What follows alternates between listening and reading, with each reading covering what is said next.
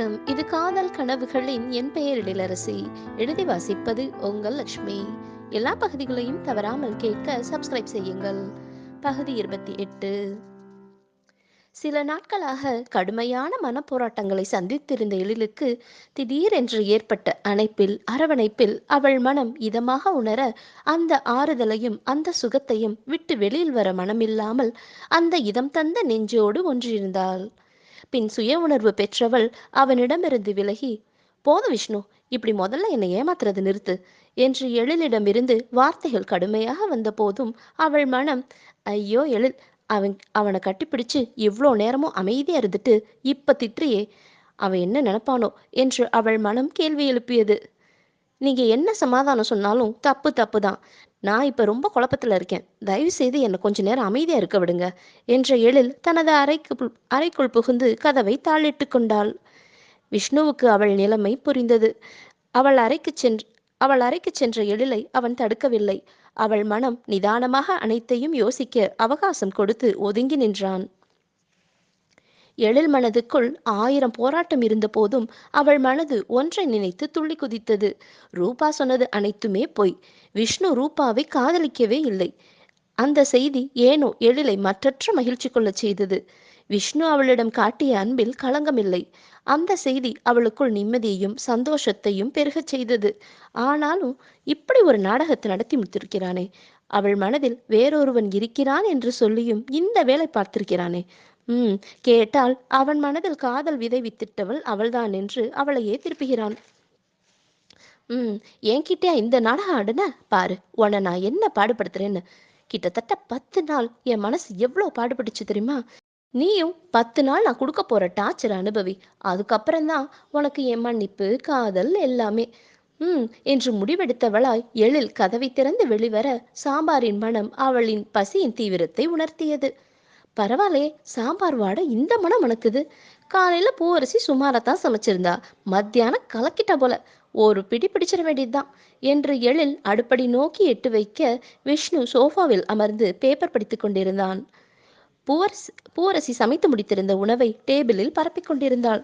எழிலை பார்த்ததும், அக்கா சாப்பிட வாங்க, ஐயா நீங்களும் சாப்பிட வாங்க என்று அழைக்க எழில் முதல் நாளாக சாப்பிட உட்கார்ந்தாள். விஷ்ணுவுக்கு எழிலின் தெளிவான முகம் நிம்மதியை தந்தது. அக்கா, நம்ம ஊர்ல திருவிழா ஆரம்பிச்சிருச்சு, ஞாபகம் இருக்கா? இன்னைக்கு சாயங்காலம் நீங்களும் ஐயாவுமா கண்டிப்பா கோயிலுக்கு போயிட்டு வாங்க. சரி பூரசி என்றவள் மும்முரமாக சாப்பிட தொடங்கினாள். பூரசி, சாப்பாடு பிரமாதம், அப்படியே எங்க அம்மா கைப்பக்குவம். இவ்வளோ நல்ல சாப்பாடை நான் சாப்பிட்டு ரொம்ப நாளாச்சு. இவ்வளோ நல்லா சமைச்ச உடனே கட்டி பிடிச்சு முத்தம் கொடுக்க போறேன். சீ போங்கக்கா என்று வெக்கத்தில் சிவந்த பூவரசி, நீங்க முத்தம் கொடுக்க ஆசைப்பட்டீங்கன்னா கொடுக்க வேண்டியது உங்க வீட்டுக்காரருக்கு தான்.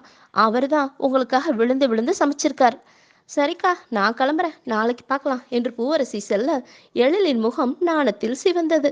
அவளின் வெக்கத்தை இமைக்காமல் ரசித்து கொண்டிருந்த விஷ்ணு, எழில் நான் ரெடி, ஏதோ எனக்கு தரேன்னு சொன்னியே என்று கன்னத்தை காட்ட எழில் உதட்டை மட்டும் பிதுக்க, ஓ சாரி எழில், என்னோட தப்பு தான், சின்ன பிள்ளை மாதிரி நடந்துக்கிறேன்ல. நீ முத்தம் கொடுக்குறேன்னு சொன்ன உடனே நான் அவசரப்பட்டு கன்னத்தை காமிச்சிட்டேன். உன்னோட விருப்பம் தான் என்னோட விருப்பம்.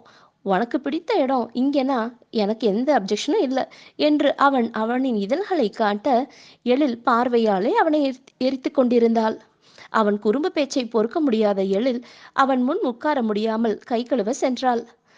அவள் பின்னையே அவனும் வந்து நிற்க எழிலுக்கு தனது திட்டத்தை எல்லாம் இவன் பார்வையாலே உடைத்து விடுவானோ என்ற பயம் தொற்றிக்கொண்டது. விஷ்ணு, இந்த பட்டிக்காட்டில் உனக்கு என்ன வேலை? நைட்டு ட்ரெயினுக்கு டிக்கெட் போட சொல்றேன், நீ கிளம்பலாம் என்றாள் எழில் உத்தரவாக. எனக்கு எனக்கு இங்கே 1000 வேலை இருக்கு. அதுவும் இல்லாம நீ யாரு என்ன இங்கிருந்து போக சொல்றதுக்கு என்று விஷ்ணு சொல்ல, இது எங்க வீடு என்றாள் எழில் எத்தாக. யார் சொன்னா? இது என் பாட்டி வீடு. என்னை இங்க இருந்து போக சொல்ற உரிமை யாருக்கும் இல்லை. எனக்கு என்னென்ன உரிமை இருக்குன்னு தெரிஞ்சா நீ ஆடி போயிடுவ. பொல்லாத உரிமை. இந்த ஊருக்கு வர்றதே ஒரு காலத்துல அவமானமா நினைச்சவங்களுக்கு இந்த வீட்டுல மட்டும் உரிமை வேணுமா என்றாள் எழில். அது அந்த காலம். எனக்கு இந்த ஊரோட அருமையும் தெரில, இந்த வீட்டோட அருமையும் தெரில. அதுக்காக எனக்கு சொந்தமானது எனக்கு இல்லைன்னு ஆயிடுமா என்றான் விஷ்ணு. ஆமா, சந்தர்ப்பத்தை ஒரு தடவை நழுவ விட்டா திரும்ப எல்லாம் கிடைக்காது. உங்களுக்கு தான் வேண்டான்னு திமிரா போனீங்கல்ல, இப்ப எதுக்கு இங்க வந்து கஷ்டப்படணும்? இங்கே செல்போன் சிக்னல் சுமாராக தான் இருக்கும், பட்டணத்து சொகுசு இருக்காது என்று எழில் 10 வருடத்திற்கு முன் அவன் கொட்டிய வார்த்தைகளுக்கு எல்லாம் பதிலடி கொடு. கரெக்ட் தான். அன்னைக்கு எனக்கு எதோட அருமையுமே தெரியல. உதாசீனப்படுத்திட்டு தான் போனேன் என்று விஷ்ணு எழிலை ரசித்து பார்த்து, ஆனா இன்னைக்கு என் கண்ணுக்கு முன்னாடி தெரியிற அழக இப்படி அன்னைக்கு கண்டுக்காம விட்டுட்டியேடா. நீ எல்லாம் ஒரு மனுஷனான்னு என் மனசாட்சி என்ன கேள்வி கேட்டது என்று விஷ்ணு அவளையே விழுங்குவது போல் பார்க்க, அவன் பார்வை அவளை குழப்பியது. அவன் எதை குறிக்கிறான்? அவளையா அல்லது ஊரையா என்று எழில் குழப்பத்துடன் நிற்க, நீங்க எதை சொல்றீங்க என்று கேட்டாள். உனக்கு எதையுமே தெளிவா சொல்லணும் போல.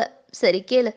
வளைஞ்சு நெளிஞ்சு ஓடுற அருவி என்றபோது அவன் விழிகள் அவள் வளைவுகளை பார்த்த உடனே பறிச்சு திங்கணும்னு தோன்ற மாங்கனிகள் என்று அவள் கன்னத்தை குறிவைக்க, அழகான தெளிவான வெண்ணிற ஓடை, அதுக்கு நடுவுல அழகான மண்டபம் என்றபோது அவன் பார்வை அவளது விழிகளில் நிற்க, கொஞ்ச தூரத்திலேயே கருகருன்னு அடர்ந்த காடுகள் என்றபோது அவன் பார்வை அவள் கூந்தலில் நிற்க, செழுமை வளமை ரெண்டுக்குமே பஞ்சமில்லாத வனப்பை தாங்கிய வரப்பு என்றபோது அவன் பார்வை அவள் மேனியை பார்த்து நிற்க, விஷ்ணு அவளது ஊரை வர்ணித்து முடித்தான்.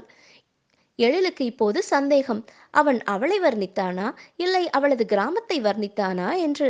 ஆனால் அவன் கண்கள் சொல்லிய செய்தி அவளைத்தான் என்று உறுதிப்படுத்தியது. நான் ஒரு முடிவுக்கு வந்துட்டேன் எழில். இனி எனக்கு சொந்தமானது உரிமையானது எது கிட்ட இருந்தும் தள்ளி நிக்க போறதில்ல. எனக்கு சொந்தமானதை இனி அனுபவிக்கணும்னு ஒரு முடிவுக்கு வந்துட்டேன் என்றான்.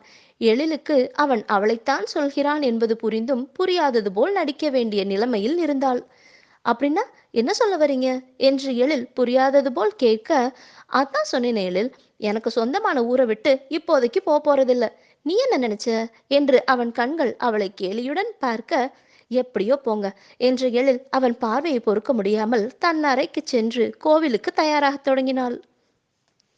ஒரு அழகான பட்டுப்புடவையை உடுத்தி தலை நிறைய பூவை வைத்துக்கொண்டு அவள் தயாராகி வர, விஷ்ணுவும் பட்டு வேட்டி அணிந்து அவளுக்காக காத்து நின்றான். விஷ்ணுவால் எழிலின் மீது வைத்த கண்களை எடுக்க முடியாமல் தவித்து போனான். விஷ்ணுவின் வேஷ்டி சட்டை அவனின் கம்பீரத்தை உயர்த்தி காட்டியிருந்தது. சவரம் செய்த அவன் கன்னம் பளபளத்தது.